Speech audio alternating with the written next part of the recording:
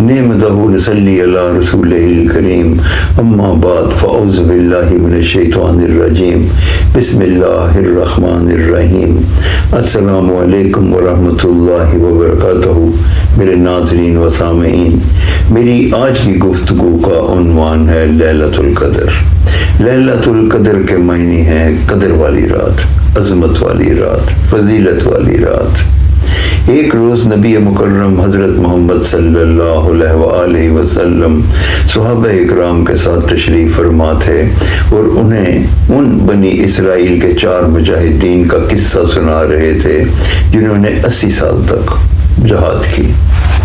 جب یہ قصہ سنا چکے تو دیکھا کہ صحابہ اکرام کے چہروں پر بہت مایوسی ہے اور نبی پاک صلی اللہ علیہ وسلم سے عرض کرنے لگے، یا رسول اللہ، ہماری تو اتنی عمر ہی نہیں ہے۔ نبی کریم حضرت محمد صلی اللہ علیہ وسلم کی پیشانی مبارک پر بھی پریشانی کے اثار نمودار ہوئے۔ اب اس بات سے ہمیں یہ اندازہ ہوتا ہے کہ اللہ رب العزت کو اپنے محبوب خاتم النبیین امام المرسلین رحمت للعالمین حضرت محمد صلی اللہ علیہ وسلم سے کتنی محبت ہے کہ فوراً وہی نازل کی۔ وہ جبرائیل امین سورہ قدر لے کے حاضر ہوئے۔ سورہ قدر ہے ترجمہ۔ ہم نے قرآن کو لیلۃ القدر میں نازل فرمایا، تم کیا جانو لیلۃ القدر کیا ہے؟ اس رات فرشتے اور روح اللہ کے اذن کے ساتھ اللہ کے احکامات لے کے نازل ہوتے ہیں، اور یہ رات فجر تک خیر و برکت کا باعث ہوتی ہے۔ اللہ تعالیٰ نے یہ تحفہ امت محمدی کو نبی پاک صلی اللہ علیہ وسلم اور ان کے صحابہ کی پریشانی دیکھتے ہوئے عطا کیا۔ یہ 1000 راتوں کی عبادت ایک رات کے برابر ہے۔ یہ تقریباً 83 سال اور 4 مہینے بنتی ہے۔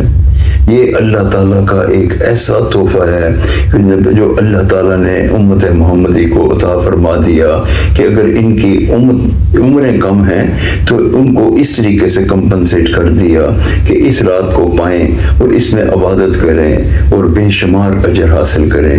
یہ رات ایسی ہے کہ جیسے فیض کے دریا بہ رہے ہیں، ہم اس میں فیض و برکات حاصل کر سکتے ہیں۔ ہمیں چاہیے کہ ہم ان راتوں میں عبادت کر کے تو اپنی منزلوں کو آسان کریں، اپنی مشکلوں کو آسان کریں۔ اس رات کو فرشتے حضرت جبرائیل امین کی سرکردگی میں زمین پر اترتے ہیں، اور وہ لوگ جو عبادت کر رہے ہوتے ہیں ان سے آنکھیں مصافحہ کرتے ہیں۔ اللہ اکبر! کتنے ہیں خوش نصیب وہ لوگ جو اس رات کو پا لیتے ہیں۔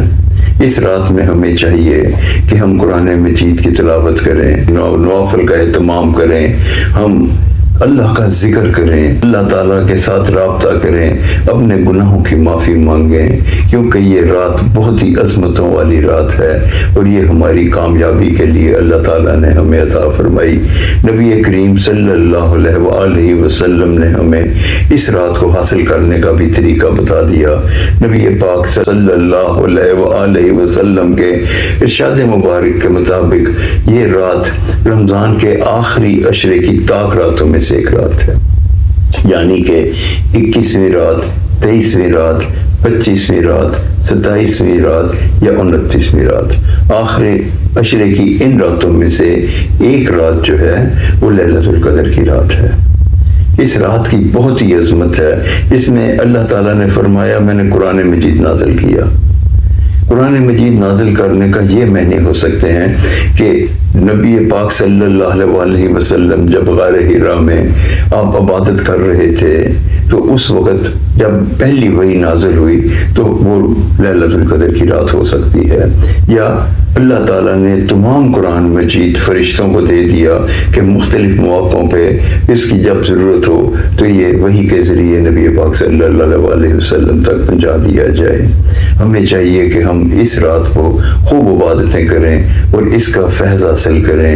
ایک روز حضرت عائشہ صدیقہ رضی اللہ تعالی عنہا نے نبی پاک صلی اللہ علیہ وسلم سے کہا کہ اگر مجھے لیلۃ القدر کی رات نصیب ہو جائے تو میں کیا دعا کروں؟ نبی پاک صلی اللہ علیہ وسلم نے فرمایا اللہم انک عفو تحب العفو فاعف عنی، جس کا ترجمہ ہے اے اللہ تو معاف کرنے والا ہے، تجھے معاف کرنا بہت پسند ہے، تو مجھے معاف کر دے۔ ہمیں چاہیے کہ ہم ان راتوں میں اس دعا کا اہتمام کریں، اور ان راتوں کے علاوہ بھی زندگی میں اس دعا کا اہتمام کریں۔ اسی میں ہماری کامیابی ہے اور اسی میں ہماری فلاح ہے۔